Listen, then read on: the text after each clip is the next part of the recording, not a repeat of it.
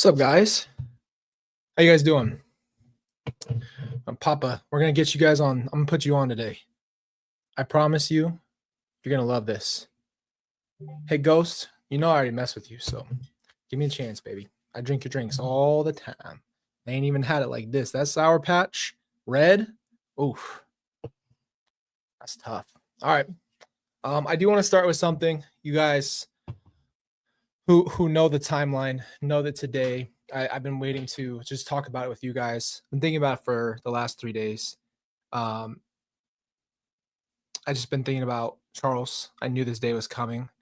It's always hard because not only is he just gone in the most traumatic way, but he'll never be on earth again as he was. And it's just tough, man. It's a tough day. It's one of those days that burns into your memory forever. With It's almost like you remember. I don't know if you guys have had an experience like this, but it's one of those things that's like you remember for the rest of your life exactly what you thought, felt, everything. Like you feel that. And so it's hard because every time it's like sometimes but at the 8th, ninth, whenever I know it's coming, it's really there. Like I already know when it hits July, but then there's just like a feeling of doom in a sense. What I've tried to do today just to stay positive is just remember who Charles was as a person. Stop trying to blame myself for not talking to him so I can just really remember who he was. And as much as I wish he was here, I do have to accept that he's not, because if you don't accept what is true, it's a lot harder to move on in life. And so I just finally came to that place of like, I know he's not here. I miss him. I can't bring him back. I can't do anything there. It's just, just try to move forward the best you can. And I'm trying to do the same thing with Tyler and JJ. Just remember them, love them, and not hurt myself more by all the would have, could have, should have. Just remember them as people. So, but it doesn't change the fact that it's just emotional. It's literally just been on my mind. Even when I was driving home from the gym, driving to the gym too, it just is. It's just there. So it's just trying to remember him today, man, and enjoy life. Wish he was here. I wish he could see my kids. I wanted that so bad. I wanted everybody to be here, but it's just not reality. So I I love him. I'm grateful for everything he did in my life. I'm grateful for everything that I had with him. Nothing is ever perfect, but it's just tough. It's really tough. So just want to let you guys know that I haven't done a post or anything yet. I think a part of me does kind of gets heavy the closer you to remind yourself of the reality, though it is hard. So part of you is trying to kind of back out a little bit just to protect your own feelings, protect the reopening of the wound. But I still am going to acknowledge him today. So um, yeah, I just wanted you guys to know before we got started. Today's a little bit more rough. I am trying to be positive, though. I think one of the things I always think to myself is when you lose someone, and I would think if I were gone, I'd still want the people that I love and care for, to be happy and say, I know you miss me. I know that this is hard for you, but also don't give up your life. Don't harbor so much. Don't blame yourself for everything. Just move the best you can forward and be positive, and you know that you love them. So I'm not going to assume that I know exactly how they feel in heaven, but I would say that I feel like that would be the best approach, to just think that they would want you to keep going, and they're safe in the safest place you could be. And we all have this stuff. Everybody who's lost someone who knows the dates, remembers them. I just want to keep trying to be positive as possible. It's hard. You got to try, though. You got to try to be positive, and we got to uplift each other as much as we possibly can. So, but it's good to see you guys. It's already an emotional day, but I just want you guys to know how much I do love and appreciate you guys. It really feels like a family hanging out with you. Your names are on my mind. I care about all of you. So when we get together, it's uplifting. I hope you know that. Like this is This is something that you could never think would ever exist. And you guys are a total godsend. So thank you for being here. I'm trying to keep my spirits up. So I do have a question, right? Here's what it is. Kelsey noticed that I have a little lion right here. Okay. Got this water bottle. Can't recommend it enough. They call me, nobody calls me this. That's stupid. But on my video games, I started calling myself the Lion Ryan. Kelsey thinks this is so dumb, by the way. So I got to ask you a question after I read this chat. Colby, listening to this case with you, your strength and fierceness, rejecting the BS gives me courage when dealing with awful things in my own family. I wasn't expecting that it would help. Just wanted to say thanks. Of course. I'm glad. When you guys tell me that something helped you, it is so, I'm so honored, and it's just like everything I've ever wanted in life. Is it if I could take something that can't be changed and you can't change a thing about it, it's just good feeling that you could at least try to help other people. You know what I mean? That means everything to me. So thank you. I'm going to finish my line story in a second. Colby, do you ever see your biological father? And if not, would you ever communicate with him one day? I'll not get too deep into that, but no, I did not speak to him. He wasn't in my life when I was growing up, and that's okay. I'm not going to try to rip this guy. It is what it is. I just didn't have that other parent. I didn't grow up with a dad, and then I had stepdads. Charles was my dad. That's why I always tell you guys that. Like, some people, like, you can't call Charles your father, this and that. I don't care what anybody thinks. Charles was my dad, and he was in my life the longest. And I called him dad from a very early point, and I didn't really need anybody's validation to call him dad. He called me son, and he and I were around each other for a long time. So I think that we both felt that way about one another. We never probably had the perfect relationship, and that's okay. You don't have to expect to have a perfect relationship, but you're just grateful that somebody came into your life and was your father and took care of you. And when I got older, it was really trying to help me become a man and make me think about things from a different perspective. And he really cared about me providing for my family, learning how to be a man. And then he was gone. So that's always going to be the regret. But like I said, try to keep positive on it. Colby, thank you for sharing with us. I had to switch off yesterday. My son is 6, around JJ's age, and it gets to be too much. That totally makes sense. So much love to you. They are with you every step of this, and so proud. Thank you for saying that. Trying to hold the tears in today, man. Trying to hold the tears for real. It's yeah. I've had a lot of tears the last couple weeks. So part of my body's trying to shut off tears, which is not the healthiest. It's healthy to let yourself let it out. Anyway, sorry, I've been talking for a minute. So last thing I'll say is that so my gamer tag and stuff is like the Lion Ryan. I named my phone that just to be dumb. And Kelsey was like, I was gonna go get there's like a $30 chain at Walmart, and it's this over the top gold lion. And I said, I'm gonna go get that just to be funny, and then I'll tell everybody about the Lion Ryan. And she's adamant that nobody thinks that's funny. It doesn't even mean it's funny. It's just dumb. I was like, I'm just gonna go get it, and I'm gonna wear my ice cold hat and my over the top giant lion, and make you guys just be like, what the frick's going on here? And then I was gonna tell you about the Lion Ryan. But she's like, that's so stupid. And I'm not trying to make her sound mean, but she's like, come on, that's so over the top. So then I told her, I said, look, I'm gonna ask the family. I'm gonna ask everybody on the channel and see what you guys think about it.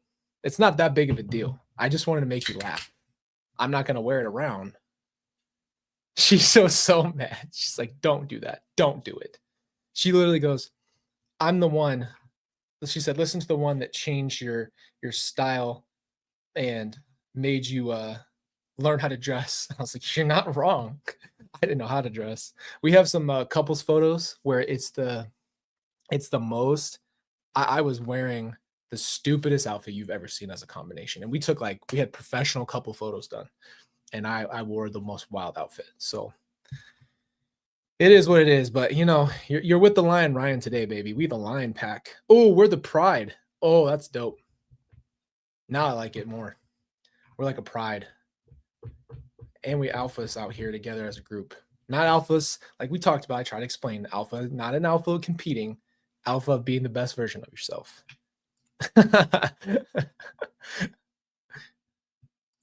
See? Thank you, Slow. Come on now. Oh, please. There's too many bad pictures of me. Laura used to cut my hair. I really wanted a really clean haircut, and she didn't know how to give fades. I like for some reason thought she was a barber, and she always really messed up my hair. So I had some jacked hair, wearing the most wild outfit. Kelsey looks so beautiful, and I just look so nerdy. There you go. Thank you. I was getting toasted. So everybody has bad picks. It's true. Some horrible things. Okay. I didn't know I've been talking for 10 minutes. I don't like to make you guys wait too long. So what we're going to be going over today is we're going to be going over Summer's phone call. Now, I will say this was one of the most heart-wrenching things I've ever listened to. Summer is in a broken state, and I do not really take, I guess, pleasure in listening to it, but I think it is important to listen to, only because I think Summer's phone call with Lori was way worse than my phone call with her. Yes, I got gaslit more. I was treated like, because I came in hot, right? But this call is unbelievably taxing and hurtful, and it just shows you the level of manipulation that Lori goes to. I have heard this call, so this is nothing new. I think I've only listened to it once or twice, so it's not something that I like really know by heart. But I have listened to it, and both times I literally cried because it hurts to listen to Lori treat people that way, especially her whole family. This isn't just random people. Oh, Kelsey, just blowing up my phone. I had the worst outfit on ever. You can't really see my clothes there, Kel, but all right, I'll show you the pictures. Of course, I love to toast myself. I don't even want to show this. Kelsey, this is embarrassing. Sorry, we switched from emotional to getting toasted pretty quickly, don't we? I am zooming in. There's one. It doesn't look that bad, but it's bad. It's a too tight of a shirt. I don't know where I'm going. This is supposed to be a mid-run. I got a striped blue shirt with gray golf pants with stance socks and gray Nikes. And she's like actually dressed up. So my haircut is something else. I'm uncomfortable with this one. This one makes me feel weird. I can't lie. I just look weird in my own opinion. But I'm wearing a fit, huh? Let me go one more. Yeah, my hair, she jacked my hair. But Kelsey looks so good. I just wish I dressed so much better than this now. It's not that bad, but that shirt's what's called too small. I wore it anyway. So, oh man. I just looked a little silly in that one. Yeah, the socks with the Nikes. It was like golf pants with like a really, really overly tight like V-neck, and you could just see my whole body in a weird way. And then yeah, it's really tight. And then I had like the worst, just the combination. You know what I'm saying? The combination. That's what it was. But yeah, that shirt was when I was skinnier, and then I gained a little poundage there, and that's okay. It's called life. But anyway, let's just jump into her. Let's jump into Summers, and then we're going to watch. Why did I forget? Let's just jump into Summers because I forgot who the other person was for some reason, like that. Okay, Kel. The Lion Ryan doesn't approve of that message. You're really messing with the line here. You're making me feel like an idiot. All right, let's do this. Let's add it. It could just be super emotional. So if it comes out, it comes out. It's what it is. Let's get it. Hey, Sonny. Hi. How are you? Not good. And how are you? Not good. Right there goes not good. And then listen to this. I do remember this very beginning. Listen to this next part right here.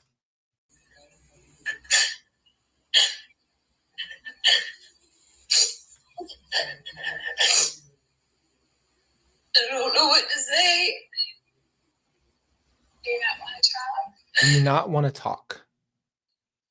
Why are you acting like you don't know why she's crying her eyes out and that she does want to act like she has no idea what's going on? You know what I mean? There we go. Let's put those on for you guys. I'm willing to listen if you want to talk to me. I just don't know what to say. I don't know what anybody knows. I've been in isolation for 2 weeks, so You have no idea what they know. So you don't want to say you know exactly what you know. So she's already trying to make her think, I don't know why you're so upset. You're upset and I don't know why. So tell me what's up. I don't know anything that's going on. I haven't talked to anyone. Yeah. Well, I'm sorry, I'm stopping a lot. This is what bothers me so much. She did the same thing. She goes, you stopped talking to me. No one's talked to me. Like, you're not the victim. You're not a victim in any way, shape, or form. Like, how are you? Oh, people stop talking to me. I stop talking to her. Next time I go, you haven't talked to me. You really want to talk to me? Tyler buried in a pet cemetery and Ditching buried on Chad's backyard. And we don't understand how that happened or why. Can you tell us?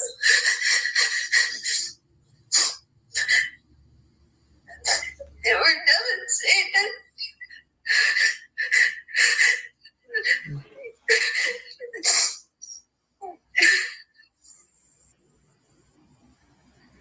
Did you know they were there?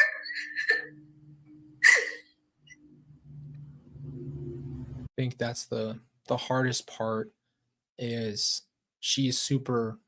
her heart is out on the table right now. And Lori dismisses her, try to make her feel bad for herself, acts like she doesn't know, and that's all she does. She just tries to make everything about herself. Summer is probably having a hard time letting this all out, number one, and then two, accepting that it's possible that Lori was involved. I think that's what I did too. Part of me was like, I was so mad at Lori, so I didn't change my opinion. I knew that she knew, but you almost are like, I zoomed out so much I couldn't believe if Lori actually put her hands on them. I was like, you just let them get killed. That's the thing. That's where I stood back then. And I think it was a brain protection because it's like it's almost too much to handle at once. Not only did you lose my brother and my sister, she loses her niece and her nephew, but now you find out that your sister and my mom did it. Your brain can't handle that much at one time. I don't think your brain can calculate that. Can't talk about it.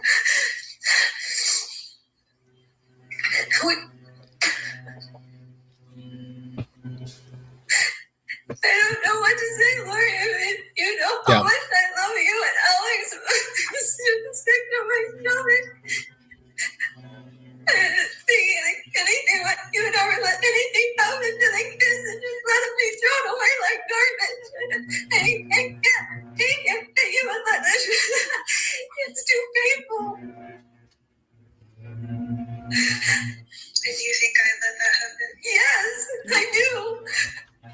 Look at that gaslighting right there. Do you think I'd let that happen? What do you want? Exactly, Tay. Like what do you want for real? Like you really think that everybody just believes that you did nothing wrong? Is that what we're doing here? Yeah, they were. Yeah, exactly, Allie. There's not an ounce, bro, of any kind of understanding there or empathy. Now it's back on Summer.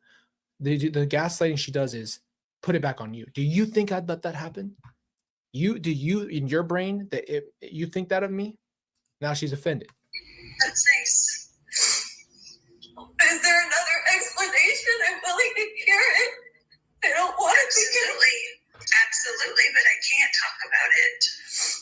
You went off to Hawaii and were dancing on the beach while your kids are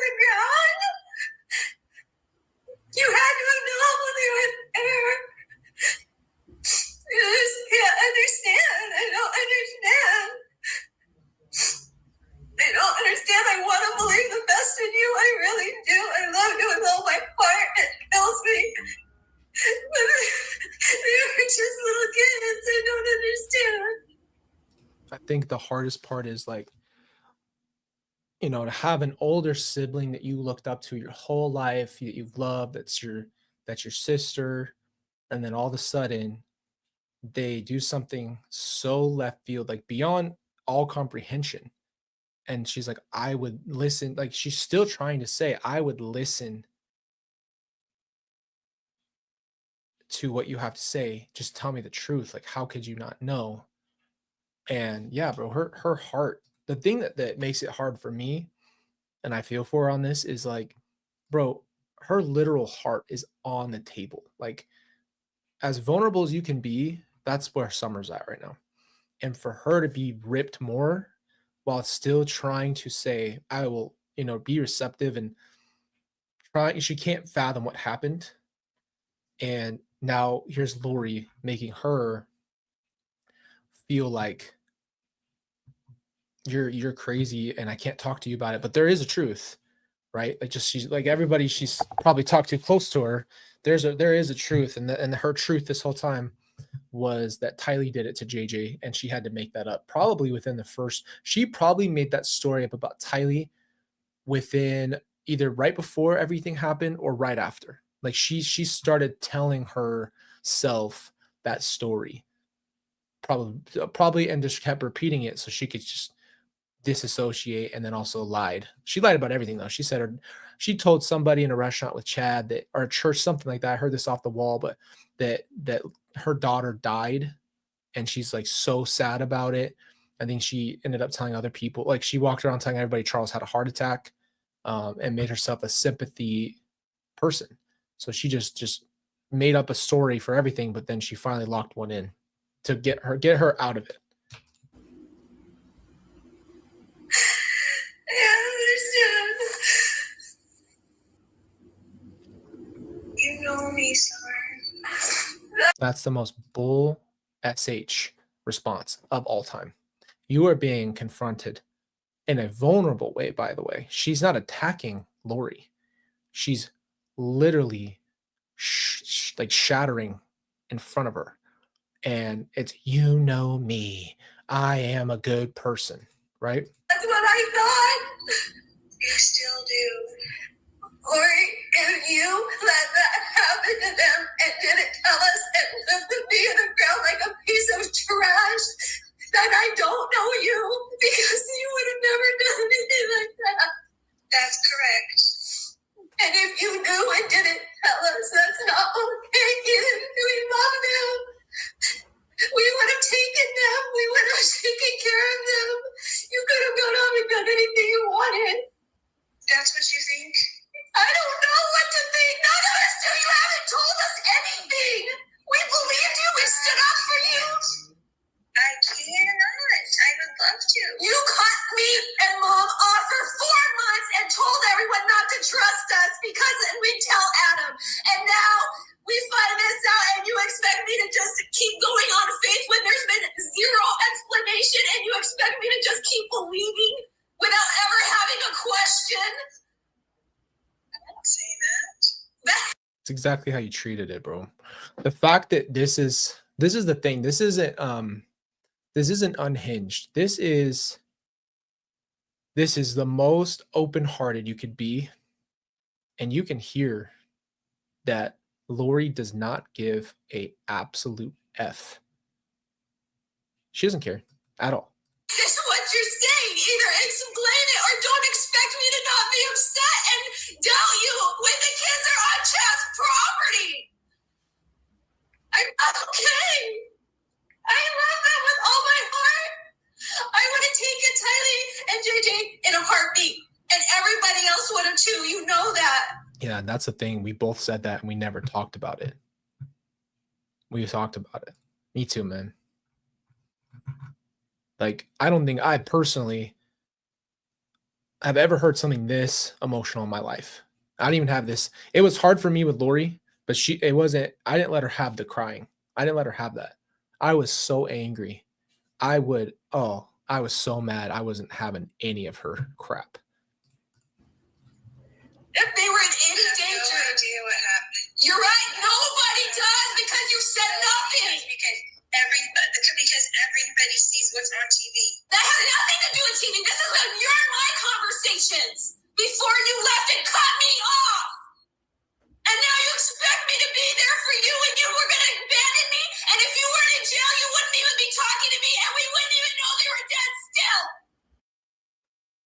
Okay. I'm already having an emotional day. I'm trying to take a breath. It's just true. She abandoned her, said, frick this. Said, frick this. And she's right. Everything she's saying is 100% accurate. This is your opinion. Yes! This is your opinion? Your opinion? I deserve more than that. I've been there for you like a rock, and I went on TV and defended you. I've done everything to defend you, and I still would right now if you would tell me the truth. I would love to. Well, then, love to. You didn't want to in October, November, December, January, or February when you weren't in jail. Why didn't you tell us then? Why you didn't call me when Alex died, which now I'm glad he's gone if he was a part of this, but you didn't call to tell me Alex died or that your kids are gone? Nothing?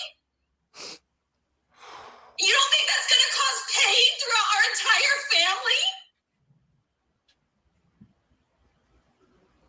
That's never my intention. Well, you don't think I'm in pain? No, I don't. Man, ooh, you stupid motherfricker, bro. You bullshit motherfricker, bro. You're not in pain. You can tell your ass is not in pain. You have no emotions. You do not care about anybody. I've never seen someone this cold in my life. In my life, I've never seen someone this cold. Apparently not. She didn't tell her anything. She disappeared, guys. I told you that. She left. She cut her phone off. She abandoned everybody so she could go be with Chaba, whatever his name is, Chaba, not Chaba, Chaba. She literally gave up everything. She gave up everything. And she killed everybody. So she didn't just give up everything. She took everything. Then anything left, she abandoned. And the only reason she gave an absolute crap is because she got caught. And when she got caught, now she wants everybody to be there for her. Now she wants everybody to feel her pain and talk about her pain. Yeah, exactly. Have you ever seen anything like that, though? I don't even think I've seen movies where the person's this cold in this deep stuff. I forgot the name, dude. It's funny. Yeah, it's scary. I'd never seen it before in my life. I've watched some movies where the person's like a psychopath, and you know, I always bring up this point, but like even Dexter, who's supposed to be this absolute serial killer guy, has codes and cares about his son, cares about his family. She doesn't. I think you were dancing on the beach having a great time, getting married. And you took pictures to prove your kids don't deserve a burial, but you need to get wedding pictures? Yeah, it's crazy. You don't think that's upsetting? Nobody knows. I'm sorry, honey. Sorry, honey. Nobody knows. Let's run that real quick. Run that situation with me. You get they die, right? Then for real, you leave them in the backyard like an animal, and then leave and go get married and go pay for pictures, and you leave them. And I don't know where I heard this. I could be wrong here, but I'm 95% sure the plan was they were going to pour concrete all over that backyard so you'd never, ever, ever find him. Ever. You'd never find him ever in your life. So they would have tried to cover. They would have tried to cover it with concrete on the floor. So you'd never know that. Yes, literally. With the kids' money, they were supporting each other, living their life. So it's the most cold thing I've ever heard. And I've listened to a lot of different cases. I've never heard one this cold and this way ever. then nobody knows except for you and the Lord. Yep, there you go. You're right, Carla. Yeah, ask him. I have. And guess what? I don't have one scripture. Yep, exactly. So that's the thing I got told too. That was her favorite line. Nobody knows what happened. You weren't there. Exactly. It's the same thing every single time. Exactly. Yeah, it's scary. I think that they didn't know what they were doing, which is a good thing for all of us. If they were really smart, it could have taken more than as long as it did take. So it's pretty brutal though. Right? Well, the thing is, they're so far out there, nobody's really paying attention. Like when you have property and like a farm, like my old boss had a farm, and you're just kind of more out there in the country. So it doesn't really, I don't think that's kind of why people move out there, for that isolation.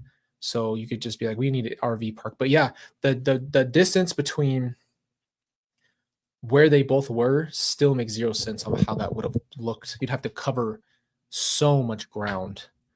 And though that would have probably struck suspicion, because if you're watching someone and you start getting caught and then you just randomly pour concrete, they probably would have immediately went in there and looked faster, possibly, depending on the timing of the concrete.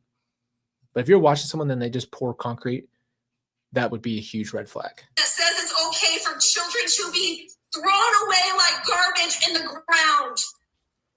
And that's okay. There is nothing in the scriptures that is godly about hurting a child. Nothing. And they deserve a proper burial with family that loves them at the least. I can't support that. That's hurtful to everyone. That's the most selfish, incredibly selfish thing I can think of. I can't think of anything worse. Yeah, she's not wrong. I don't understand. I don't understand. This is not my Vallow that I've known and loved. I've never even seen you be upset with your kids. I went to bat for you and said that to everyone. I never have been upset with them. I never have been. Who's talking in the background? How can you just go on without them, without any upsetness, and without telling us anything, and then expect us to... Here it is. Here, this is the part I remember too. I think she says, nobody saw the amount of suffering I went through. Something like that. Understand? Nobody knows in the world. Nobody in the world knows what I've been through.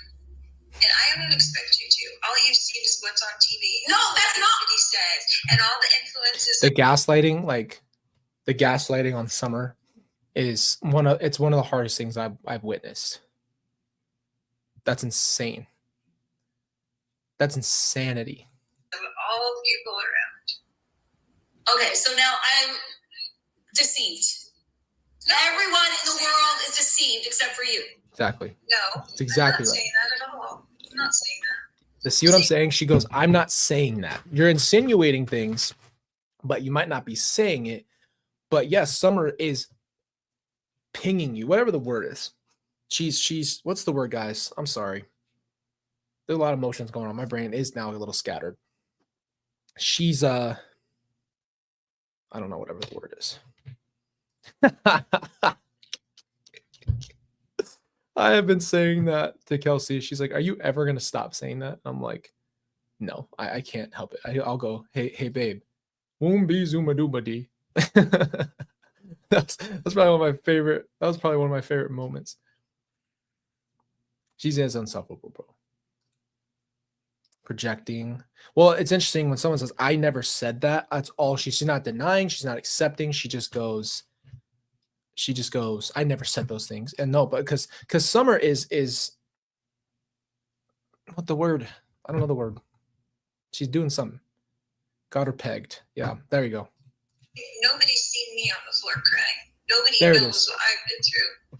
With my children that I love more than anything. Lori, fine. You were dancing on a beach with a smile on your face, taking wedding photos. Yep, right after. Yeah, too. months later. Man, who gives a frick? Months? You didn't give a shit the next day. You don't care. And now that she's calling her out, She's calling her out, and now oh, I for months I was on the ground crying over my kids, and you know what? There's a possibility that she felt the pain for a short amount of time. Like I said, I think Alex definitely had a physical reaction to what he did. I don't care how cold you are. You can't help your body's fight or flight reactions and things of that nature. I telling you right now, Lori could have probably cried and realized what she did and then killed it, turn it off. That's a huge possibility. There could have been a time where Lori was like, "What have I done?" And then instead of "What have I done?" This is why I'm going to tell you Star Wars right now. Anakin takes off Mace Windu's arm, and he goes, "What have I done?" He feels that regret, but he had a bigger purpose because Palpatine was manipulating him, and that's it. That's it. So yeah, you feel it for a minute, and then you just kill it, and you go worse and more ruthless. That's exactly like Star Wars, bro. Yeah, hell no. He ruined a lot of places for me, bro. But she's projecting, she's lying, she's doing everything wrong. Everything you could do wrong to Summer, she's doing it in the most hurtful way, denying. And you guys can see, I don't have to tell you how selfish she is. It's like this: everything that someone says, she grabs and she puts it back on her. Everything comes back around to Lori. So now it's her that's a sufferer, her that's been through it, her who is hurt. Now everyone's upset with me. I don't know why I did nothing. Summer is literally nailing her to the wall right now. You don't trying to go on with life, trying to be happy, trying to find some kind of happiness. You think I want to be alone? Do you think that your mother and your sister and your son don't deserve to know that the children are gone?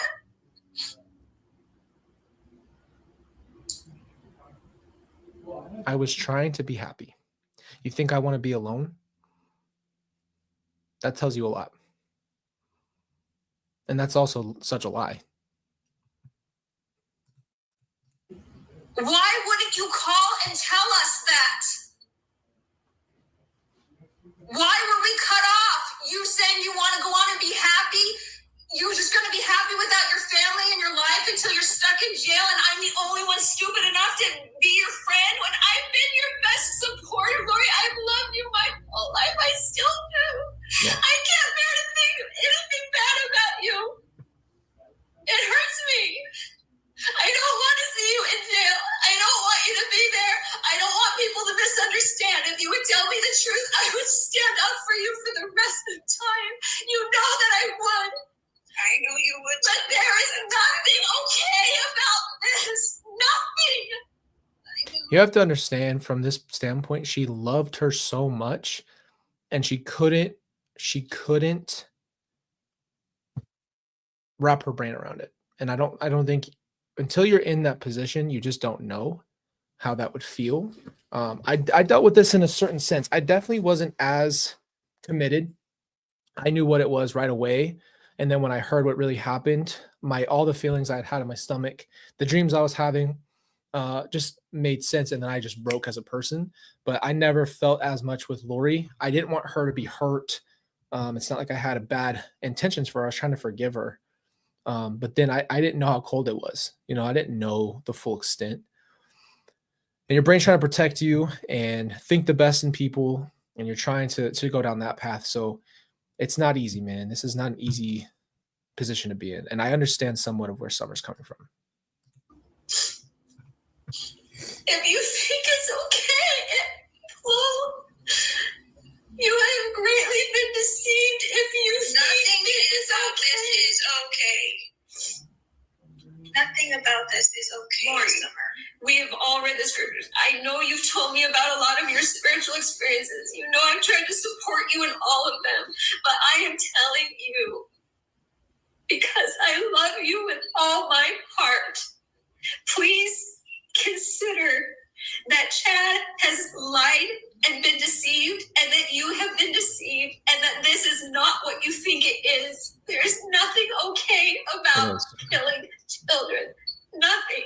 And even if you didn't kill them, and Chad didn't kill them, and Alex didn't kill them, you threw them away like garbage in the ground. Tiny bones are burned. I can't handle that. And threw her in a You think that pit. I did that? So you kill her, allow her, send the call. You let someone else kill her, and then you can have deniability? Is that what it was? You had your stupid ass warrior come fulfill. By the way, Chad Daybell blessed Alex and said, "You're here for the goddess." So he was on call. He literally probably dropped everything on her word. She would have to okay it, mind you. So even if she didn't physically kill Tylee, she said, "Come over and take her and take care of this." So that's what it is. And he really was deceived, or whatever he was, by Woombi Zoomadoombadi. I mean, this is a stupid group. Sounds very. You know that's so degrading. How can you let them do that? I don't understand. It's so painful. I can't even. I don't know what else to say, but please consider that you have been deceived. That is not Christ-like. There's nothing. Yeah, that's what I'll say to you guys too. Any one of us would have taken both kids. I was young and I would have taken them. We would have figured it out. This wasn't a. The problem is that I finally realized when I said that in the call. She goes, "Yeah, where were you? You didn't give a crap about those kids." You know what the deal is that there's no offer. They weren't gonna. They didn't want to just be together. They didn't just want to run around and be together. They wanted to kill the kids so they could get the money. There's nothing around that. They wanted and plotted to murder Tylee and JJ so they could take their insurance money, because it would have taken it. It was those regular payments that they wanted. So yeah, no, there wasn't a thought of, hey, let's just run away together and we'll give the kids up. They could have. Anybody would have taken them. That would have never happened. So the fact that they didn't offer anybody, it's because they wanted to kill them. Yep, exactly right. They plotted this out so hard for money. They plotted all of it for money. Good in that. There's nothing good in that. That's not a test for you. Yep, exactly. They were innocent. And they were loved. And they didn't deserve to be treated that way. And who loved them their whole life and took care of them their whole life? So why would you let them be buried that way? I did. Hey, stupid ass.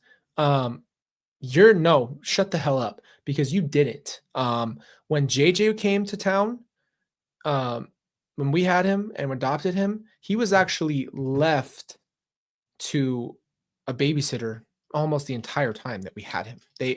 She literally had a babysitter, and she's a stay-at-home mom who does literally nothing else, and had other people taking care of JJ so she could go up to the temple and bullshit around and do her weird shit she was doing. This has nothing to do with that. And I don't think she understands, like, taking care of people doesn't mean you just pay for their stuff. You don't just pay for their lives. That's not taking care of someone. Well, then come up with an explanation publicly. Wow. That was tough, man. Whew. How you guys doing? Well, yeah, you're right. But the point is, to say that you took care of someone by just giving them money isn't really taking care of them, especially when they're children and they need a parent. That's the point. All right, we're going to jump on to, it's Ian. That's who it is. Wait, this is part 2, though. What the heck? Give me 1 second, guys. I got to figure this out. This is part 2, even though, here it is. Nope, that's Chad's. Man, gosh dang it. Let me find it. Sorry. I had part 2 pulled up, not part 1. Here it is. Okay. So we got a part 1 and a part 2. I've actually never heard, like I said, I've never heard any of this. I really have never heard anything from Ian. I was definitely curious to know where he's at and just hear, because his whole situation was pretty wild. That whole thing that they went through and all that was crazy. So let's get started, man.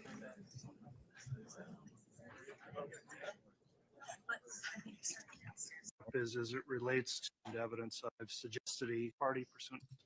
That would be actually the request of the state, Your Honor, so we would stipulate All right. but we would not, Fall into we take these that that related. served or we're hearing for the jurors.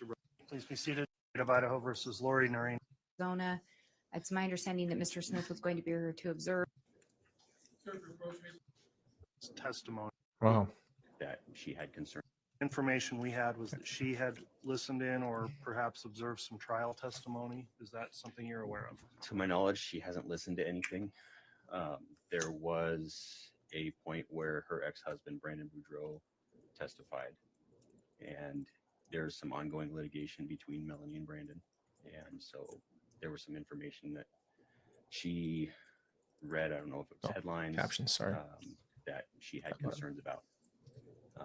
I didn't really get any details. There didn't seem to be anything of substance there for her. So all I knew is that he testified. Okay. Have you personally listened to any of the testimony that's occurred in this trial? No. Have you read any of it anywhere on any news report, anywhere online? I've seen headlines, as I scroll through my news feeds, but I haven't read anything. Listen to any kind of audio feed of any of the proceedings? No. All right, that concludes my line of questioning. Mr. Archibald, you raised the objection at this point. If you'd like to question the witness before he testifies, you can do so.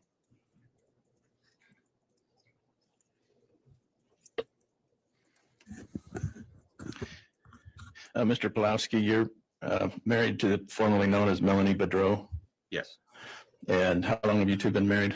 Just about 4 years, 3.5 years now. Were you in the same meeting where your wife met with FBI agent Doug Hart and prosecutor Lindsay Blake?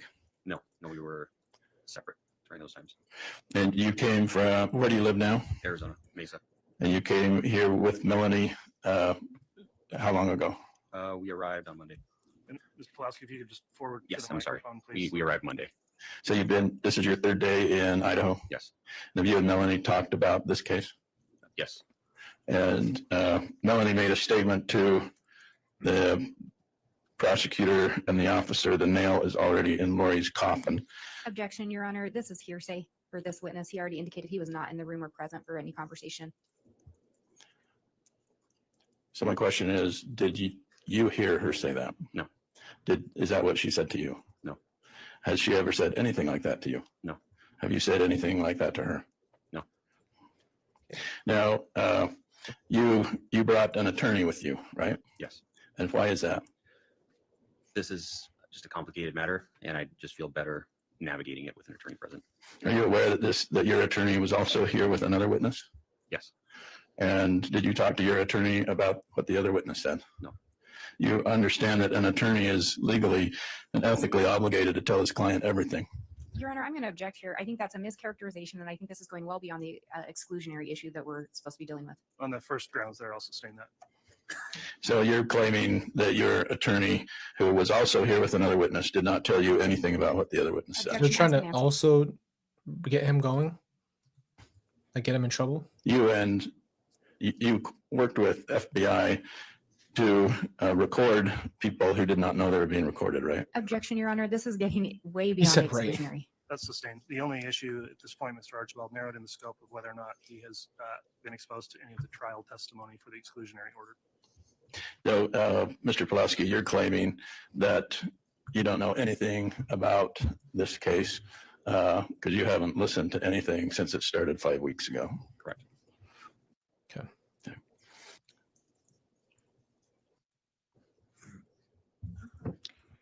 Here we go. Mr. Pawlowski, just to be clear, have you observed either through reading any articles or Man, this is a long recaps time. of testimony or listening to it, any testimony that In this case, as well as violation of the Wow, that was a long time.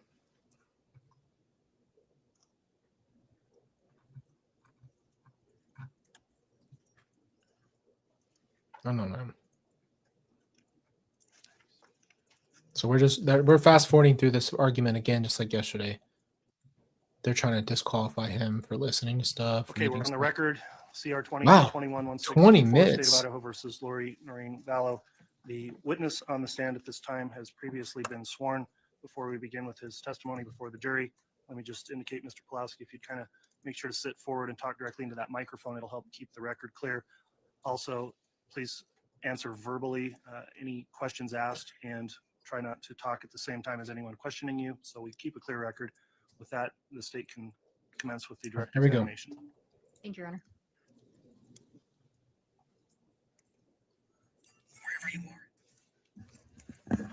Who was that? Would you Voldemort? please state your name and spell your last name for the record? Yes, Ian Pawlowski, Pawlowski. Do you know Lori Vallow or Lori Daybell? Yes. How do you know her? We met briefly right after I began dating my wife, Melanie Pawlowski. And do you know how Melanie is related to Lori? Melanie is her niece. Do you recall approximately the first time you met Lori Vallow? I want to say it was between November 20th and November 25th. It was right before we went down for Thanksgiving of 2019. And when you say when we went down for Thanksgiving, who is the we you're referencing? So I traveled down, and then Melanie came and met me later. And that would be Melanie that is now your wife? Correct. So Lori did not travel down there? No. And when you say down there, where were you going? Arizona. When you met Lori, was that a face-to-face visit? First time, yes. Do you recall approximately, or actually let me back up, do you know an individual named Chad Daybell? Yes. And do you know who he is? He is married to Lori. Do you recall meeting him? Yes. And when was that? It was the same time I met Lori. Did you meet him in person? Yes. Were they together when you met them? Yes. Do you recall where you Jane? met them as far as the location? Yes. And- That was at You guys the wanting apartment about? just next to Melanie's. It's a bunch of ones in the chat. When you met them, did you have any substantive discussions the first time? Oh, Kelsey. That's why Did Ray you put a come to one. know or learn of the relationship Melanie love had with Lori and Chad? Yes. It's actually a great And idea. what kind of relationship was that? It was a very close, supportive relationship. Was it so close that, in fact, you went to Lori and Chad first before asking Melanie to marry you? Yes.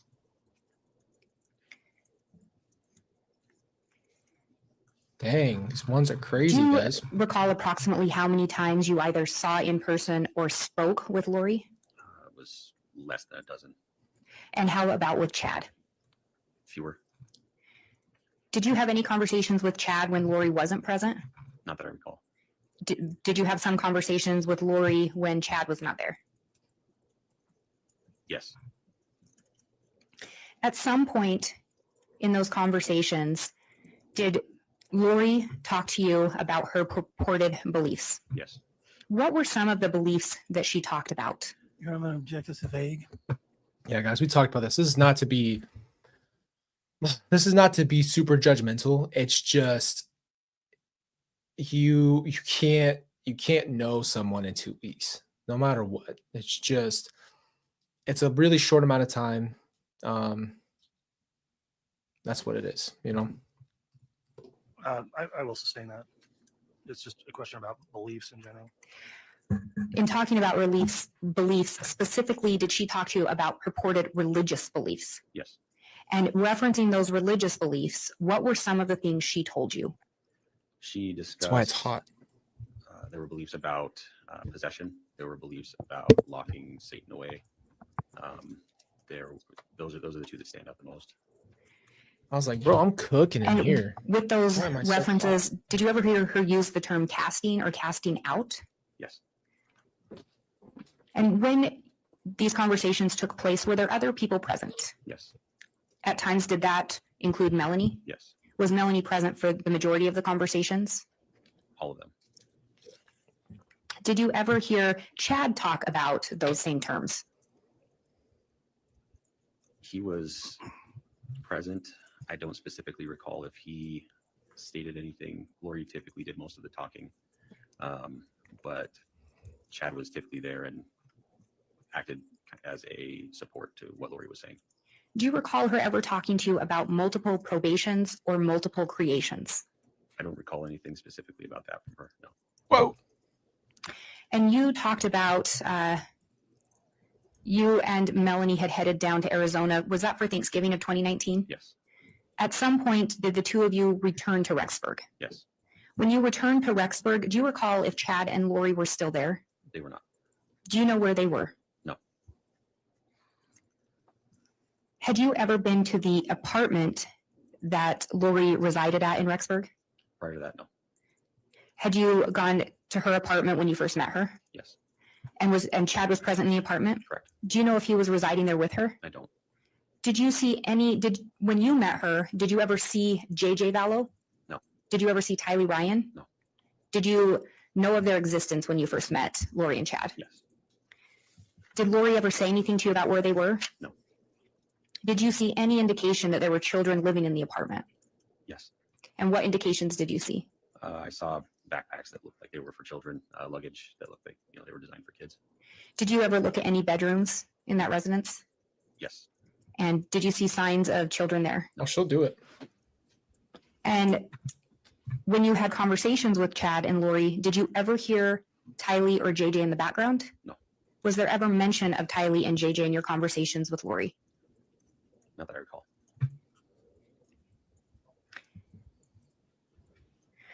When Lori talked to you about these things, were you open to hearing them? Yes. And why was that? I'm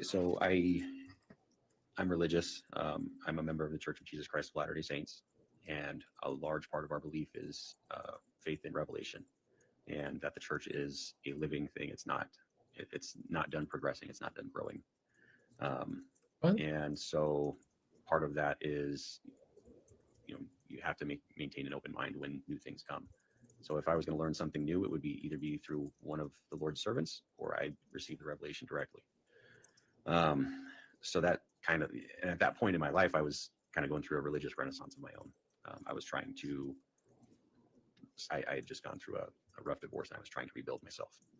So I was open. Does that answer your question? Yes, I think so. And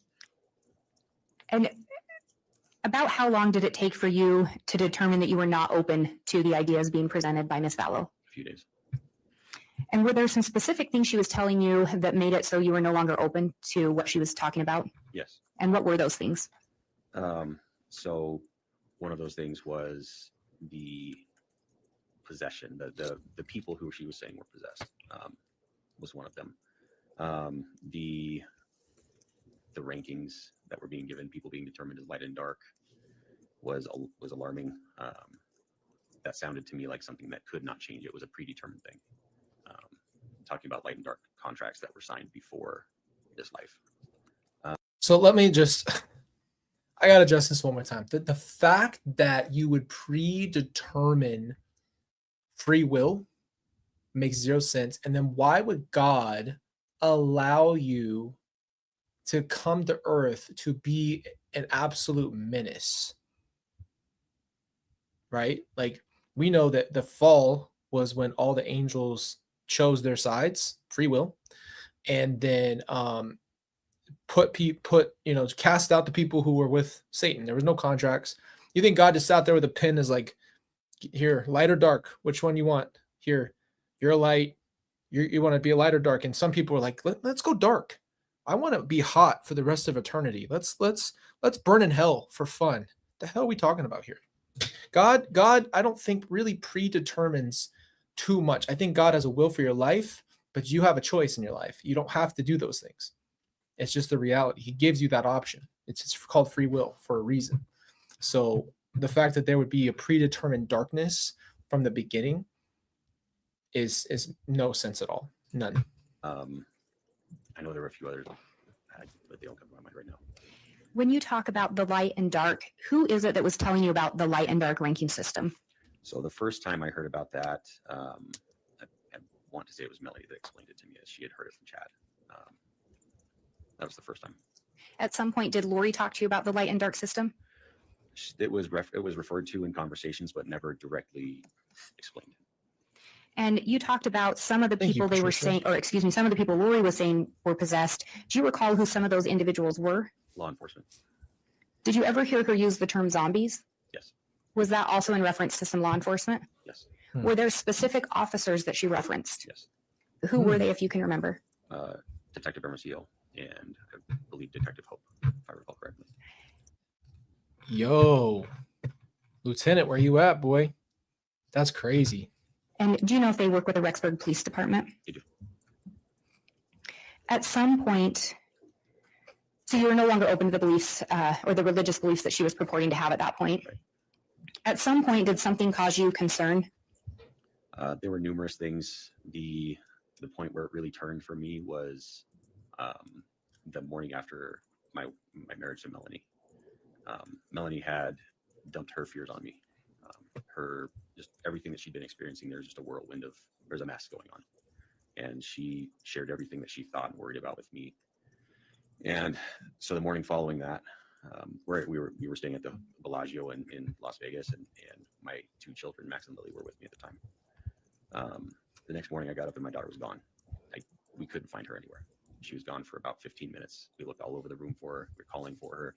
Not a sound. She was nowhere. And then finally, I hear some giggling from behind a curtain, and I can see her feet underneath. And she comes out. She thought it was the funniest thing in the world. But for me, after hearing everything that I had the night before, that was terrifying. And at that point, I decided I'm not even. The next morning, I got up and my daughter was gone. We couldn't find her anywhere. She was gone for about 15 minutes. We looked all over the room for her. We were calling for her. Not a sound. She was nowhere. And then finally, I hear some giggling from behind a curtain, and I can see her feet underneath. And she comes out. She thought it was the funniest thing in the world. But for me, after hearing everything that I had the night before, that was terrifying.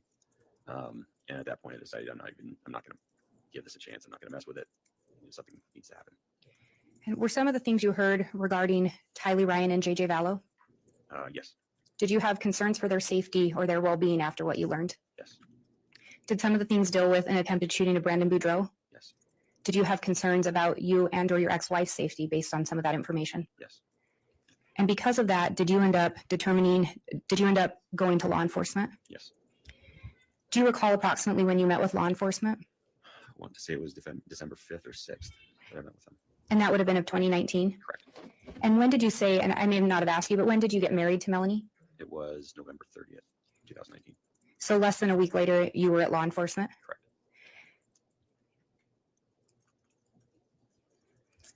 Did law enforcement end up asking for your assistance? Yes. And what did they ask for your assistance with? They asked me to just listen and observe and report back, and they also asked me to make recordings for them. And did they instruct you to make sure that you were present and party to any conversations you were recording? Get out of here, bro. Did you in Not fact do that? Gladius. Did you produce the recordings to the police department? Yes. In those recordings, did Chad ever confess directly to a crime? No. Did Lori ever confess directly to any crime? No. Do some of those recordings contain some of the information you've provided here today regarding the religious beliefs Lori purported to have? Did Lori or Chad ever instruct you regarding whether or not to cooperate with law enforcement? Yes. And what were you instructed? To cooperate as little as possible to avoid them. There was just kind of this arrogant, flippant attitude toward law enforcement. That was just none of their business, and we needed to get out of town was another thing they instructed us to do. And did those instructions come from both Chad and Lori? It was mostly Chad pushing us to get out of town. Both Chad had a more serious tone. Lori was kind of presented this lighthearted attitude toward cooperating with law enforcement, just to kind of avoid it. And was part of Chad it's not as delusional and isn't as bubbly. So Chad knew if you don't listen, we're gonna get caught. That was his fear. Lori was way more like still floating in the epic clouds, bro. that telling you that some of the law enforcement officers were dark spirits or zombies? Yes. That's our new channel name, Ray. Gladius and the Lion Just a Ryan. moment.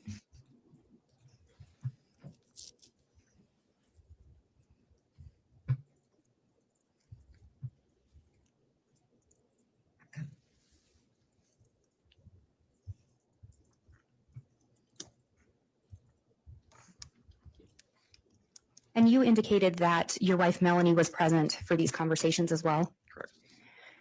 And would it be fair to say that Melanie looked to Chad and Lori as a mother and father figure? Yes. Do you believe that she was susceptible to what they were telling her? Yes.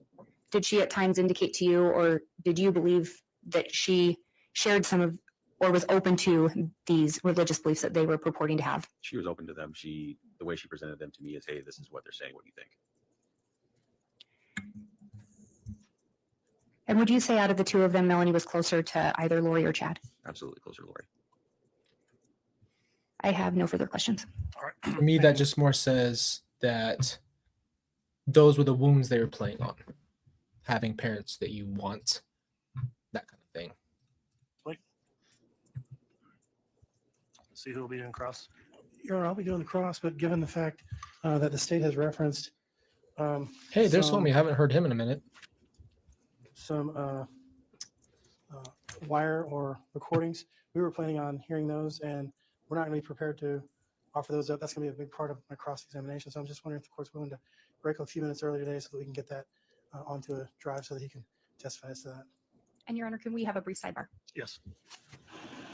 This might be over, man. Determine where that stands in order to allow the parties to get prepared for that. I am going to find that we'll conclude for this afternoon for the day's proceedings. Oh. And so we'll just plan on starting again. Let me fix this and go back and watch 2.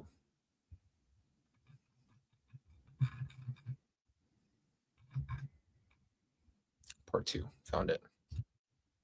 This must be the next day. So here we go. Again, for your continued service. Apologies for the delay in bringing you in this morning. The court was conducting a matter outside of your presence as it relates to some evidence that was in dispute in the case. We've got that resolved at this time. I'll note that Mr. Pawlowski was previously sworn in this case, and I believe where we ended yesterday, the state had completed direct examination. So at this point, it would be time for defense to conduct cross-examination. We're going to So, hear the call. The I'll be doing that, recordings. Judge. Thomas, all right, Mr. Thomas, if you'd like to conduct your cross-examination of this Wow. witness, you can do that. I didn't think we were going to hear it. And before you start with your testimony, let me just confirm again with the witness. Did you, between the time we ended court yesterday and this morning, did you read any of the trial testimony, look at anything about the case, or do any investigation of the case since yesterday? Okay, thank you, Mr. Pawlowski. So, Mr. Thomas, then if you'd like to commence with direct, you can do that. Is your microphone on? I think it is now. Okay. Can you hear me? Mr. Pawlowski, how are you this morning?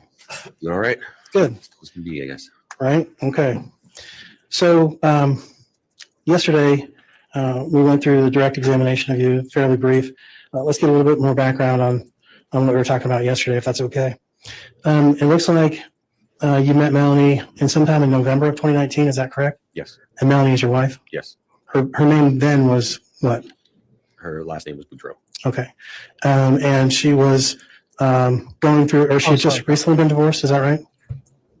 I'm not positive, but yeah, it was a few months prior that the divorce had finalized. Okay. And do you know who her ex-husband is? Yes. Okay. And you've had some dealings with him? Not personally. Around through court and those kinds of things. Melanie has. Melanie is. Okay. You don't go to court with her? I haven't because of COVID. I was not allowed in the courtroom. Oh, I see. Okay. All right. And so you met her, and then you got married to her shortly after you met her. Is that correct? Yes. And how long had you guys dated before you got married? It was 10 days. 10 days? Yes. Woo, that's even quick for Romeo and Juliet, you know?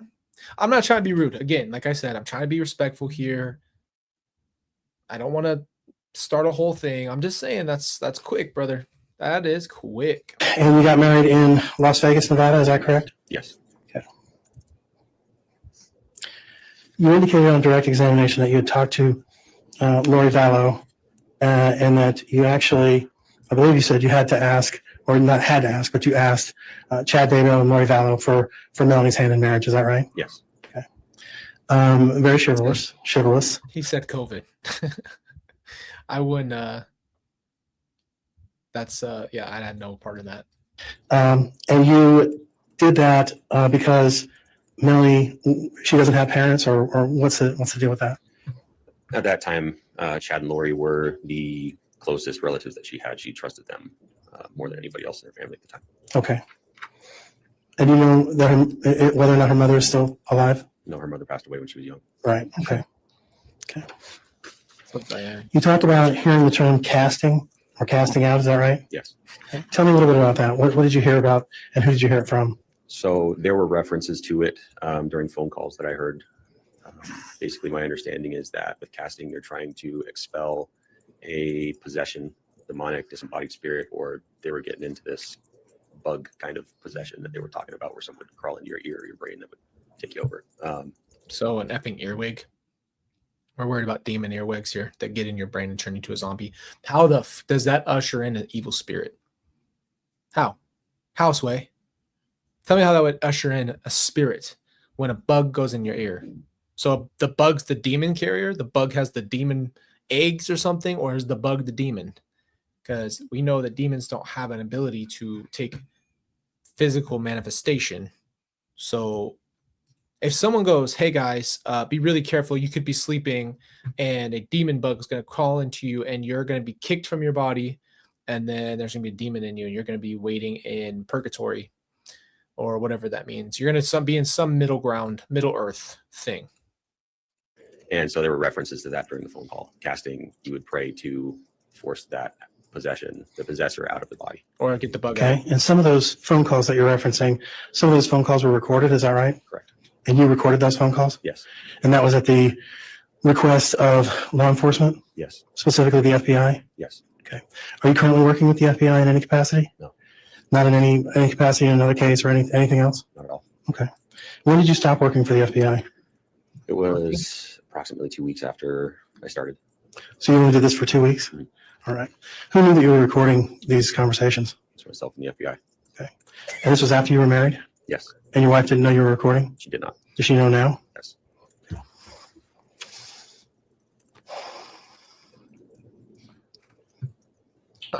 I want to take you to December 12th, 2019. Do you recall that specific day? No, you'll have to refresh me. If I were to tell you that that's the day that Alex Cox died, would that refresh your recollection? Absolutely. Yes. Okay. That was a pretty significant date for Melanie, right? Yes. And you were part of Melanie's life and you were trying to be there for Melanie. Yes. Do you recall talking to Lori and Chad on a phone call on that day? I don't I know we had a phone call with them. I don't remember the specifics of it. Okay. It's been a few years. And it may not have been that particular day that he died. It may have been the day after. Is that right? Yes. It may have been, yeah. This is why we're doing this way, so we can, when sentencing is over, we're done. That's the whole point. Okay. And in that conversation, do you recall whether or not Melanie was, what was going on that particular day when you found out that Alex had passed away? From what I recall, Melanie had been told by Chad and Lori to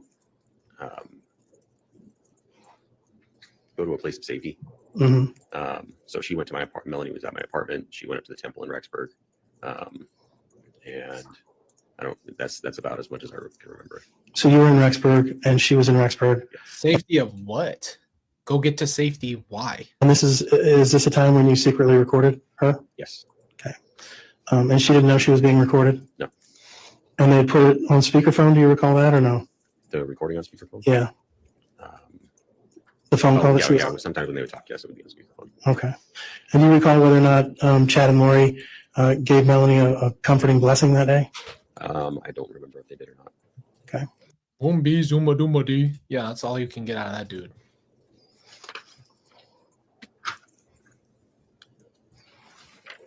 You were making these recordings and then turning them over to law enforcement. Is that right? Yes. Okay. And what was the purpose of making these recordings?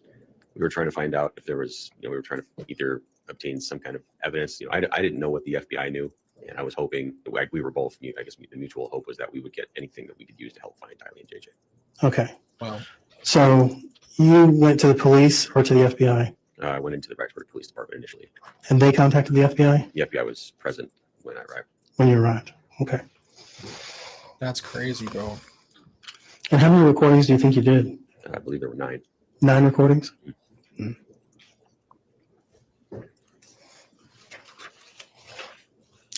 And did you listen to these recordings with the FBI after they've been recorded? I've heard bits and pieces of them. I haven't ever listened to them all the way through. Okay, when you say you've heard bits and pieces, how does that come about? They just call you in and ask you to listen to this and see if you can interpret? No. So I've actually never listened to them with law. Tell Kelsey that I gotta go get the necklace, guys. It's only $30. It's worth it. It's part of it's gonna, even if I don't wear it, I'm gonna put it on the desk for you guys because we're gonna have this desk looking good. I gotta finish doing my panels down here so we can have everything set up, and I'm gonna pull our camera back and you're gonna see all the glory of this desk. Enforcement. It's always been in the context of leading up to this trial. So it's the last time I listened to recordings was when we were summoned to the grand jury to indict Lori. You can't know in 10 days. I'm not trying to be rude when I say that. It's a real thing though. Like, that's why you just don't know. You don't know what's going on. You don't know what it is. Yeah, that's all I'll say there. And we had some brief snippets that we listened to. There was probably grand total, maybe 10 minutes total that I heard. Okay. And what kinds of things were in those snippets?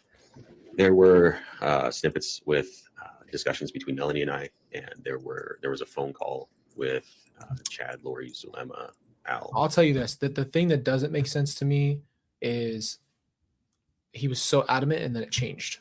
So that's all I'll say on that behalf. He just changed his mind, and I'm not going to try to judge that. I haven't heard why, but you know. And Melanie, present. And what were those recordings about? I was questioning, I was asking questions to Melanie. I was trying to figure out what she was hearing, what she was understanding. I was also trying to, another recording was the one with everyone present was, at that time Melanie was sick. And so she was just calling to talk to her aunt, and everybody just happened to be on the phone call. And so they started, one thing that stands out was Lori said she folded Satan up like a taco and sent him to Antarctica. Lori said that she was able to cast Satan out by folding him up into the shape of a taco.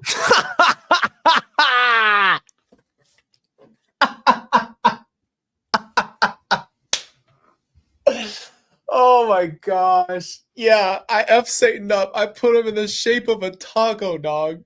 I just did this to his ass. Get out of here, Satan. These two were just so stupid, bro. What are we doing in life? How does this? This is so dumb. It's hilarious. Just so you guys know, like, imagine thinking that way. Like, go into your group, your friend group, and be like, Satan was here earlier. I got his ass. I put him in a taco. I threw him out. He got folded. I folded him. Everybody's like, Chad's like, wow, goddess Lori, I've never seen anybody more powerful. Shut up, bro. You tacoed Satan? Get the frick out of here. And locking him in a box in Antarctica. Okay.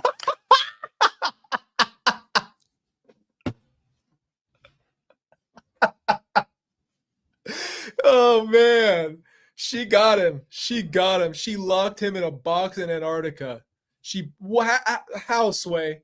Please tell me what. If someone heard that, you'd go, are you kidding me? Are we serious? Oh my gosh. Woo. Appreciate that. I'm non-denominational Christian. I know that's probably confusing because my whole family growing up was LDS. But yes, I am non-denominational Christian, just so you guys know. I can't believe it. How do you say that to a group of adults and taco Satan and throw him in a box in Antarctica? When did he come out? How did he get out? Did you release him from his box? Are we serious? Oh my gosh. And did that make any sense to you at the time? Nope.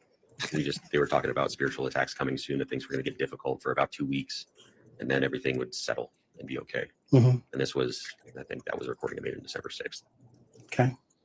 And so you don't have any specific recollection of the December 6th recording about something that Lori said, but you don't have any specific recollection of a blessing that was given to Melanie? The only thing that would have made that better if she would have said, roll them like a taco. I would have paid any amount of money for that have been the truth, that she taco rolled Satan.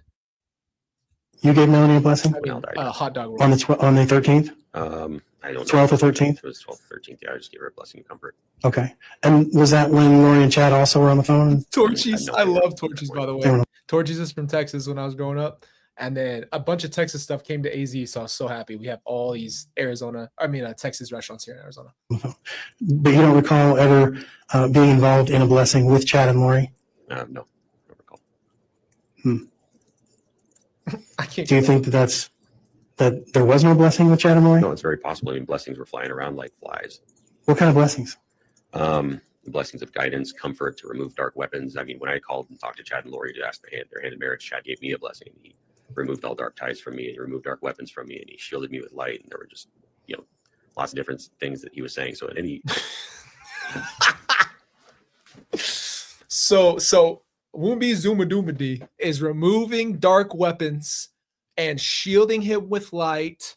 Like he has such power. Like it wouldn't be angels watching over you. It wouldn't be God that you're praying to. Why would you pray if you are God? That's another big thing for me. Why would you have to go up? Right? Oh my gosh. That's so funny. So Taco Satan Lori and Hot Dog Wumbi Zumadumadi are out here just working on the spirit world. anytime there was any kind of negativity or difficulty, there was almost surely a blessing that would come at some point. So Chad and Lori weren't giving these blessings in like a dark way. They were trying to raise you up.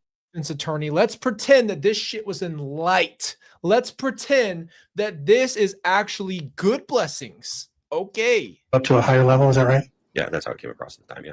At the time, does it come across differently now? I mean, given the context of it, I mean, given everything that's happened since, it feels a lot more like Not manipulation than it does, true intent to help. You feel like you were manipulated? Absolutely. More than anything, I feel like Melanie was manipulated and taken advantage of in one of the most difficult and dark times in her life. And difficult and dark times, what are you talking about? She was going through a rough divorce. Her children had been taken from her. This case was being there. There's no shortage of people in Melanie's life that will abuse her and her circumstances to get what they want out of her. And Lori was one of them. And it's your understanding that Lori was trying to get something out of Melanie? That's what it looks like. I haven't ever seen any hard evidence of that, but in the investigations and discussions I've had with law enforcement, with attorneys, everything that's come since, it really looks like there was something to be taken from Melanie. Let's talk about that. What kind of manipulations, what kind of interactions have you had? You seem to not really have a lot of interactions with law enforcement, not have a lot of recollection about those interactions with law enforcement. So let's talk a little bit about that. This guy's a total prick sometimes. What are you Your talking Honor, about? objection. That's argumentative. Thank you. Well, that was an argumentative comment, Mr. All right. What kind of interactions have you had with law You enforcement? don't seem to know much, do you? My client is a client of light. She rolled Satan up like a taco and sent his ass to Alaska. You gained where you believe that Lori has been manipulating Melanie specifically? So there's been, in the 2 weeks that I was meeting with them, there were a lot of things that came about that didn't look like Lori was exactly being truthful with Melanie. What was she manipulating Melanie about in those 2 weeks? She was telling her, Got something for you. Brandon's dark. Oh That my law God. enforcement officers that that Melanie should have been cooperating with were dark translated beings, that they were out to get them. Is this what we're referring to with Ray? That's the only thing that ran through my mind, bro. That's embarrassing. This is embarrassing to listen to. I have what's it called? Like third person, what's it called? Secondhand embarrassment from listening to these things. It's that cringe for me. That they were impeding their holy mission, when in reality, these officers were trying to find two missing children, find out what had happened with the shooting of Brandon Boudreaux. There you go. So Lori said They do all this conniving, stealing, murdering, cheating, all of these things in this box. But then because the police are actually doing their job and care, they're after you and they're also chasing you down because they want to get they're evil beings. So they're going to come for the good light people, right? I thought you just folded Satan in a taco. Why are you scared of the police? You literally took out the biggest one. You took out the big dude. Why are you scared? that you were dark. Lori never said I was dark, no. You said Brandon was dark. Oh, Brandon, her husband, Brandon Boudreaux. Okay. All right. And okay. All right. But they never said anything poor or bad about you. No, they did not. And you recorded all those conversations, so you would know, right? Right. Right. This guy's so argumentative for real.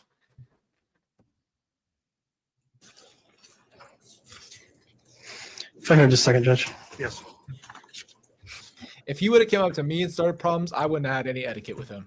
I tell you that right now. I almost just verbally went at. I was about to go at what's Chad's lawyer's name? I want to call that dude Francis. What's that dude's name? Pryor. Something Pryor. Francis Pryor. I would have went at him if I didn't ask the question before. I said, can I object to what he's saying?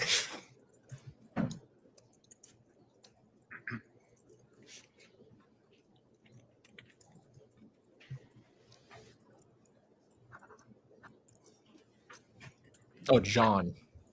John Pryor. Okay, thanks, guys. I've been having that problem lately. I just think of a name in my head. What are we listening to here? That he listened to purported lack of knowledge of what is recorded on December the 12th or December the 13th.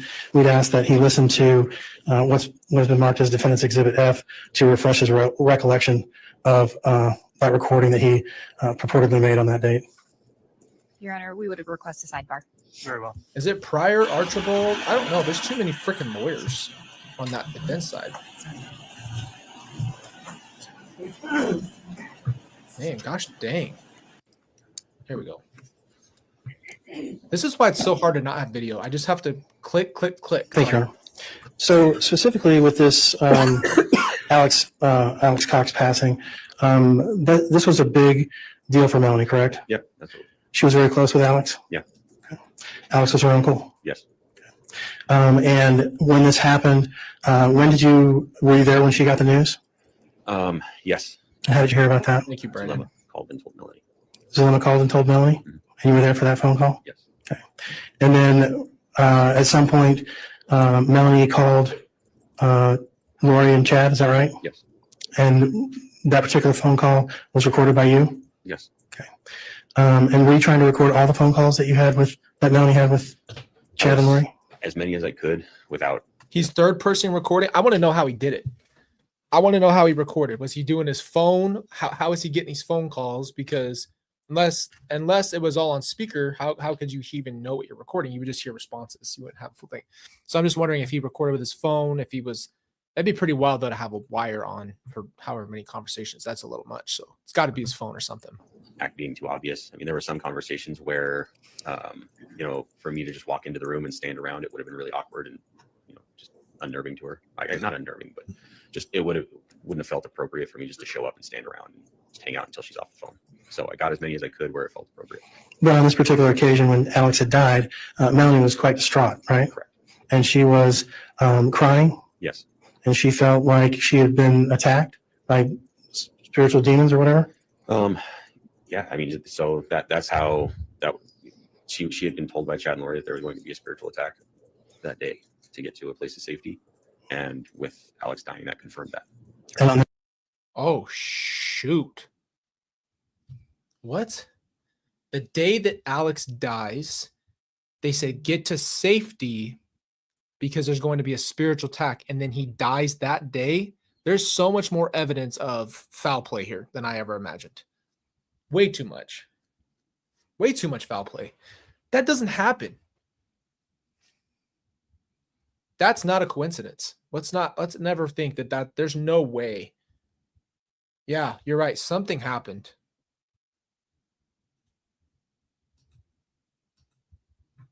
There has to be but that doesn't make sense. How do you give someone enough of a dose to give them blood clots that fast that same day? And there's only one person that would have administered that, which would have been Zulema. I don't know. that particular day, did you feel like that was something that she was actually being led to, or is this something that she was being manipulated? I have no clue how Chad and Lori could have called that Alex was going, or not that Alex was going to die, because they never said that specifically, but that there was going to be something bad happening. That there was going to be You don't call that out of nowhere. When Alex died, it felt very strange to me that they'd called that out right before it happened. And I think everybody at that point was grieving it. That's Lori's brother. So- Somebody that she that makes loved sense. and cared about. So I think everybody was hurting. It's Zulema's husband, Melanie's uncle. I think everybody's genuinely hurting. So if at that point, if there is any manipulation, it's kind of already been, the groundwork's already been laid for it. I don't think there was any active attempts at manipulation. I wasn't sad for Alex. I was actually more in shock that he died, but I was not sad. And I don't know if that sounds cold, but I had already had the feelings I had about him with Charles, and I never forgot that. So yeah, I don't think that there was any sadness. I was just like, dang, what the hell is going on right now? And at that point, it's just Charles and Alex at that point, right?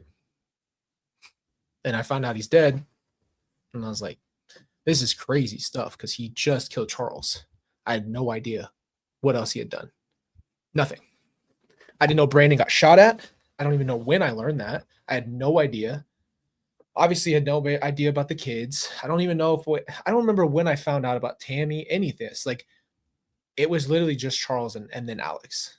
So that's what's insane. Like, I didn't know what was going on even in the moment, but I never felt sad for him. I don't know why. I guess the part of me just, once what happened to Charles, nothing ever felt right again. At that point. So there was no manipulation on that particular aspect. I mean, like I said, there was groundwork laid for it, with all of the spiritual, I guess the best way I can explain it is, there's reality, and then there's the layers of spiritual explanations that were laid over reality. Yeah, I learned, remember I told you guys I didn't know that Lori was married. I didn't know where she lived. I found out she was married to Chad. They were looking for the kids. I knew they were looking for the kids when they came in November on the 27th. The day I found out was December 19th, or maybe it was midnight, so it could have technically been the 20th. One of that time, but Kelsey found the article and found all this stuff. And like I told you, before I went to go see the Star Wars movie, the last episode one, I got a call and they told me that Alex had died. So I go, Alex is dead in my brain. I think that a lot through the movie. And then after the movie at like midnight, because we never stayed out late because we had just had Riley. So it was like, what, she's February, March, April, May, June, July, August, September, October, November. So 10 months, just 10 months old. And so we never stayed out late. And so that was our first night. We stayed up that late. And Kelsey came out and she like had her phone and she's like this, like handshaking. And it's Lori and Chad side by side. They're looking for Tylee and JJ. They abandoned their apartment, learned that they're in Rexburg, Idaho. Like all that. One night, one drop. So, yep. This whole though calling it out that he's gonna die today, that doesn't happen. That doesn't happen. And that's, at that point, I don't think Lori was pushing to manipulate that particular event to hurt Melanie. So she wasn't manipulating. You thought that was a spiritual event. I didn't believe that was a spiritual event. Or for me, it's very late. I am a 9 o'clock guy, 9:30. I eat lunch at 11. I have dinner at 5. I'm walking on my own schedule now, but I get too tired. That's why when me and Brandon work late, I'm toasted. Trying to manipulate Melanie. You don't believe that Chad and Lori giving Melanie a blessing over the phone was a spiritual event? Well, no, I mean, I guess in that context, yes, it was a spiritual event. Yes. But I don't believe there was a spiritual attack that killed Alex. No, right. But Melanie said she was. Did Melanie say anything about her being feeling spiritually attacked or feeling? I don't specifically recall her saying that. I'm sure she. I mean, yeah, I could imagine at that point, yeah, she did. But I don't specifically recall anything that she said. I'm an early bird with it. I ate lunch early.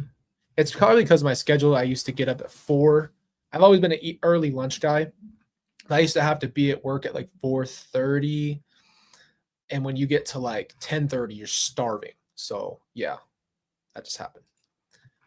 Alex had pink foam. Yeah, I don't know if you really foam at the mouth. I don't know though. I don't have any understanding of that kind of thing. Do you recall Chad and Lori putting shields of light around Melanie when they were giving her this blessing? That sounds like something that they would do, but I don't remember it specifically. You don't have any specific recollection? Right. Okay. And how many times, you indicated that you recorded these 9 recordings in about 2 weeks, right? Okay. Yeah. And how many times were there spiritual blessings in those recordings? There were just a handful that if I remember correctly, there weren't very many. Mm-hmm. I mean, I think there were a handful of them that were done over the phone. And were you ever brought into those blessings? Yeah. So why are they not playing the recording? I've been waiting for the recording the whole time. You also were blessing Melanie at the same time? If I remember correctly, there may have been, I may have done that at some point. I know I gave her a blessing the day that Al died. Okay, but specifically when Chad and Lori were giving her blessings, were you ever called in and did you ever lay hands on Melanie's head when they were giving a blessing? I don't remember specifically if I did, but based on how blessings were given the way they organize blessings, that's absolutely something I could have done. She is in this roster. I don't know what kind of So you, against her was. She comes in, but I don't know. I've never heard her testimony ever. you're saying you don't ever remember putting hands on Melanie's head while Chad and Lori talked over the phone, and the three of you gave her a blessing. I don't specifically remember it, but if you told me I did it, I believe it. You don't specifically ever remember doing that. Objection, Your Honor. This has been asked and answered multiple times now. Sustained. I really would love to talk with a judge and just kind of like talk about what they're thinking while they listen. That'd be so interesting to pick their brain and just be like, you sit in this long form thing. There's so many people, so much times, and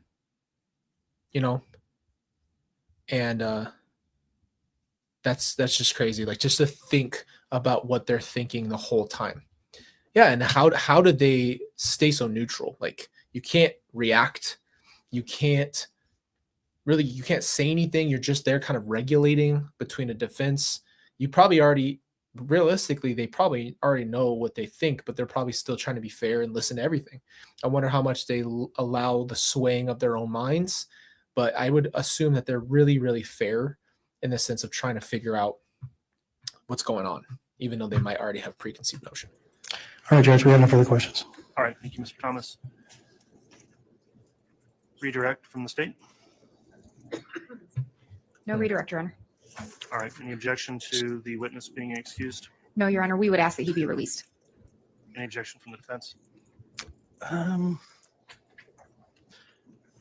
Your Honor, we may call him in our case in chief. So yeah, we're not going to allow him to be released.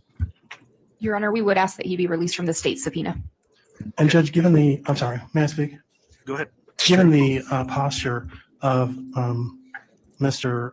Pawlowski, we'd ask that he is unlikely to come back should we need him to come back. So we'd ask that he not be released from this subpoena. And Your Honor, I would just indicate there doesn't appear to be any hesitation on Mr. Pawlowski's part to be here today. The defense wants to bring him I back. think what he's trying to do is he's trying to point someone out for being a part of it and then make it look like it's not an evil blessing, that it's all goodness. Then he has nowhere to go. How do you defend Lori? It's so bad. But I think that's what the defense has to do, is try to see. He gathers that roster of those people and he's like, oh, you did it though? So it's not as evil. Now you're turning now, because Lori's trying to say everybody was after them. So it's like, oh, you changed your mind though, even though you did all this stuff with this group and you felt fine about it until a certain point. Now with Ian's point here, it sounds like he had a lot of doubts and was terrified from whatever he was told. So if he was told certain things, yeah, he's terrified. But that's what is interesting to me. Why would he be so scared for his kids if he didn't know anything?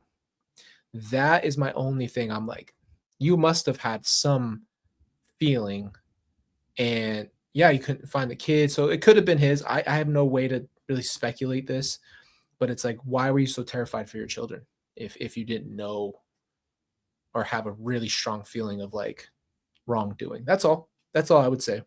But anybody normal would feel scared. Anybody who heard that stuff would definitely be like, what the hell is going on? And They could. is this going to end here?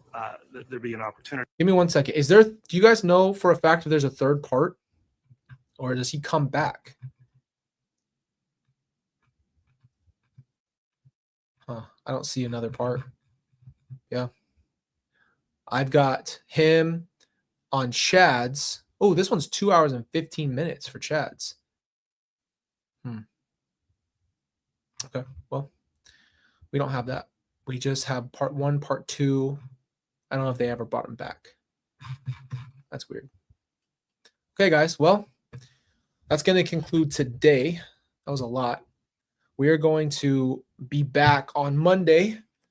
So I hope you guys have an amazing weekend. Thank you for being here today.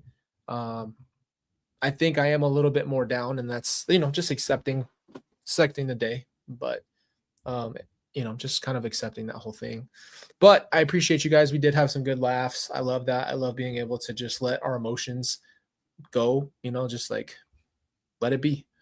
You guys are amazing. We have it seems like a lot more to cover, so we'll probably get through it as much in this next. I think we have 2 weeks still.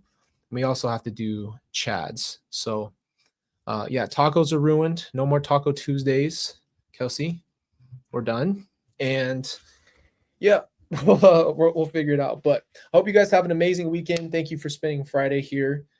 Thank you, mods. I always just want you to know how much I appreciate you guys for all the hard work that you do behind the scenes for us. And just thank you to all of our family, our new members. You guys are awesome, man. We've built an amazing community. I always want to just be, I'm just so grateful to have a community with you guys. And you guys are amazing for being here for me, regardless. You guys have sent so much love, so much prayers. You guys have been here just rocking with us. And that's really nice because it helps me. Honestly, I just hope you know personally how much I appreciate you and the fact that you guys really help me feel safe.